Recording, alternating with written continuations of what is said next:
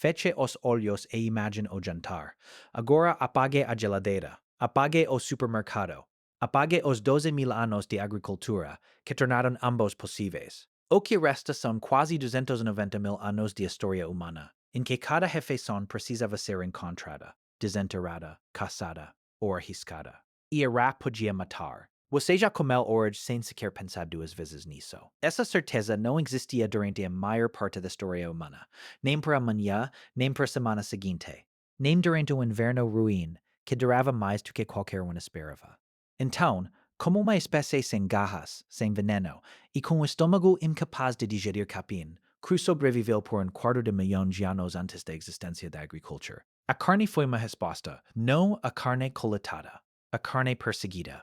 Em 2006, o pesquisador Louis Liebenberg publicou décadas de trabalho de campo com rastreadores san no deserto do Kalahari, no que hoje é Botsuana e Namíbia. Ele documentou caçadores perseguindo kudus elandes saudáveis em pleno meio-dia, em temperaturas acima de 40 graus Celsius, por até 5 horas ao longo de até 35 quilômetros. Não era preciso lança para a maior parte disso. O animal os deixava para trás no início, sempre, mas kudu não consegue suar pela pele. Precisa parar, ofegar e liberar o calor pelos pulmões. Ser humano. Coberto por até 4 milhões de glândulas sudoríparas, e em grande parte sem pelos. Nunca precisa parar. Cada quilômetro que o animal ganha também o faz superaquecer pouco mais. Eventualmente, o kudu simplesmente desaba. E o caçador, ainda caminhando, o mata com as próprias mãos. Não era força bruta vencendo o reino animal. Era paciência desgastando, hora após hora, até que a biologia fizesse o resto. Então, se a carne exigia 5 horas de corrida em calor brutal, ela era realmente a resposta diária?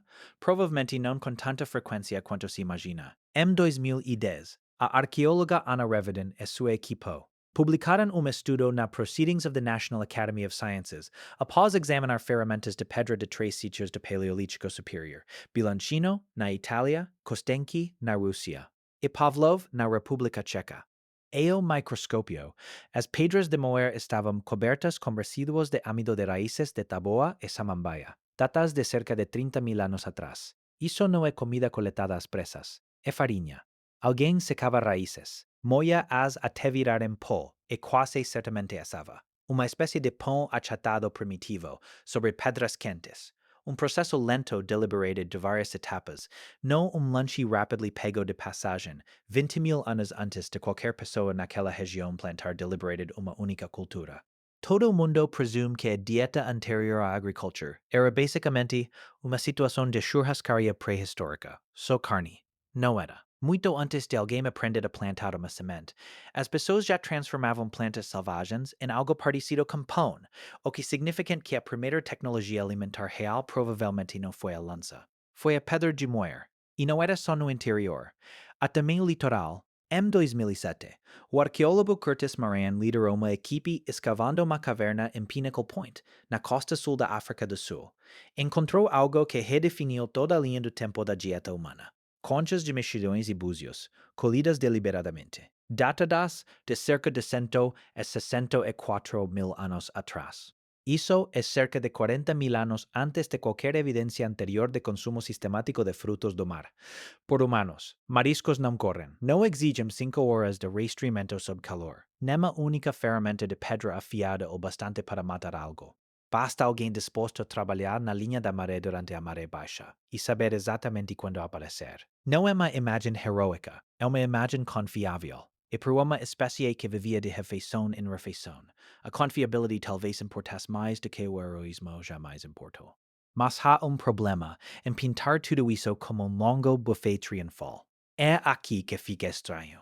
Quando a agricultura finalmente chegou, cerca de 12,000 anos atrás, no crescente fértil, a maioria presume que a saúde humana melhorou da noite para o dia. Mais comida, mais estabilidade, problema resolve. O registro esquelético diz o contrário.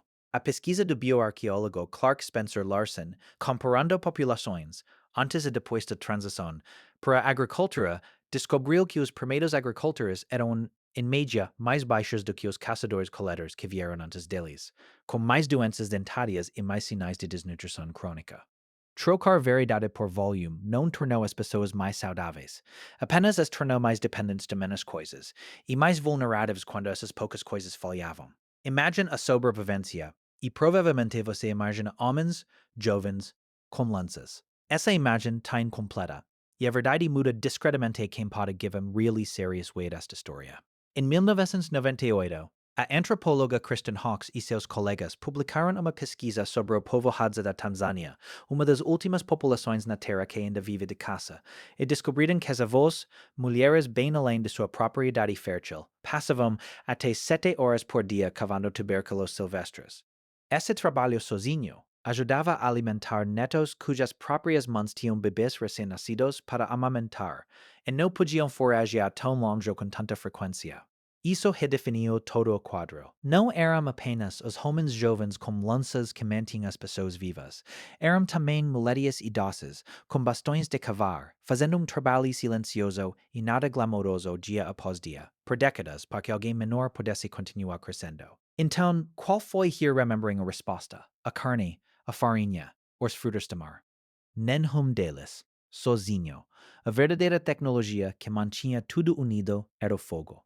Evidências da caverna Wonderwork, na África do Sul, publicadas em 2012 pelo arqueólogo Francesco Berna, mostram uso controlado do fogo remontando a cerca de 1 milhão de anos. Camadas de cinzas e fragmentos de ossos queimados, encontrados nas profundezas da caverna, muito além de qualquer ponto que um raio pudesse alcançar sozinho. Cozinhar não apenas deixa a comida com sabor melhor.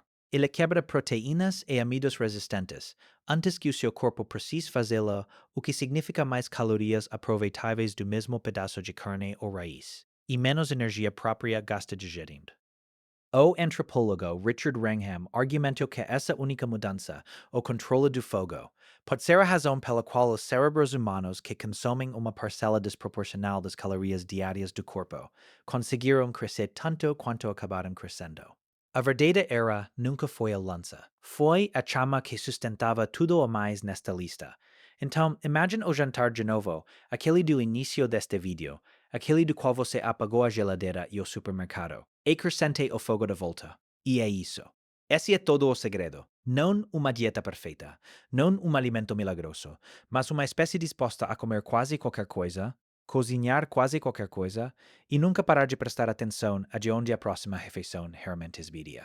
Você vai comer de novo esta noite, quase certamente sem o menor traço de dúvida sobre se ela estará lá. Por quase 290 mil anos, essa certeza simplesmente não existiu. Cada um de seus ancestrais, até o início dos tempos, resolveu se mesmo problema bem insuficiente porque você estivesse aqui hoje. Não é que os humanos antigos soubessem mais sobre comida do que você. É que eles nunca puderam se dar ao luxo de parar de pensar nisso. E talvez essa seja a verdadeira coisa que a agricultura tirou de nós. Não a fome, atenção,